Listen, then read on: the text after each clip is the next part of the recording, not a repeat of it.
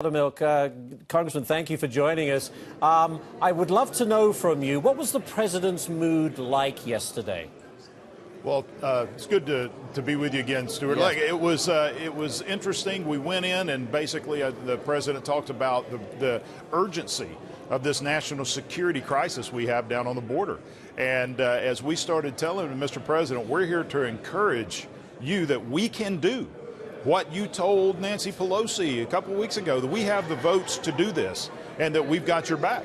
And he was elated. And I shared with him, I said, Mr. President, look, there is a statue or a national monument in San Antonio, Texas called the Alamo. And that is a monument not because they won there, but because they fought there.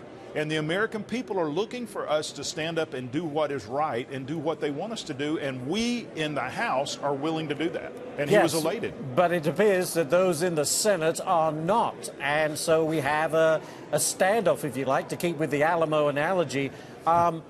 So do you believe that something can get done in the Senate? Does the nuclear option, get used? Or are we going to see the government shut down at midnight tonight?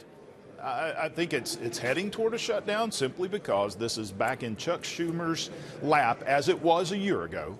This is their opportunity. They talk about compromise, but their definition of compromise is our way or the highway. I mean, they even came out and said, look, we'll do $1.6 billion, but we're going to put so many restrictions on it that you can't really use it for what you need to. Look, I think that the president may, I'm not speaking for him, but I think he would accept something with no restrictions. It may not even have to be $5 billion. Right. But I don't think they're willing to do it, even though just 5 years ago they were all for border security, enhancing our barriers. But today they're against it. Why? Because the president wants it.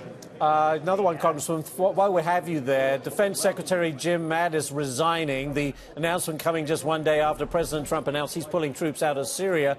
I know you are former Air Force, correct? What's your reaction to this? Is this a good move or not?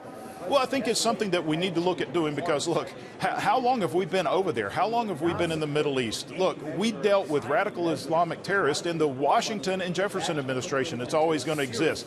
This should be no surprise. The president has been talking about this since 2013. It was a huge plank in his platform running for president.